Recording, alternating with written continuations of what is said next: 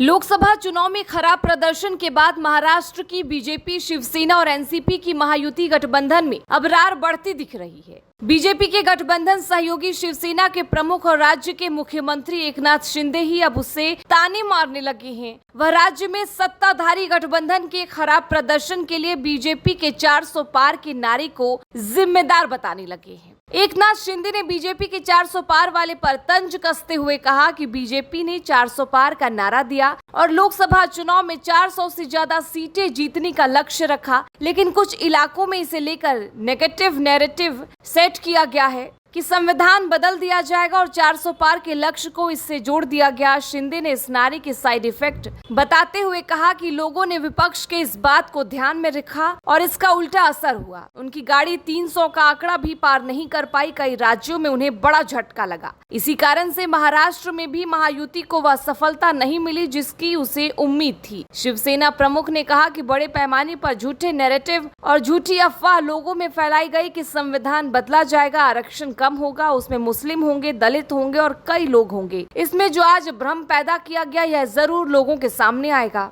Vote bank की जो राजनीति हुई है यह लोगों को पता चलेगी। निश्चित रूप से जिन्होंने वोट बैंक की राजनीति की है उनके असली चेहरे भी सामने आएंगे। इसके साथ ही महाराष्ट्र के नतीजे पर एकनाथ शिंदे ने कहा कि मैं यही कहूंगा कि हमारे शिवसेना का जो परफॉर्मेंस है, जो हमारा स्ट्राइक रेट है वह पहले से बेहतर हुआ है। हम 13 सीट लड़े और उसमें से 7 सीटें जीते हैं। मुंबई में 2 लाख से ज्यादा वोट उनसे हमें ज्यादा मिला है। 90% शिवसेना के वोट में से 40% हमारे पास है। शिवसेना के बेस पर हमें वोट मिले हैं। इससे साफ जाहिर है कि स्ट्राइक रेट में, वोट शेयर में हम आगे हैं और लोग हमारे साथ हैं।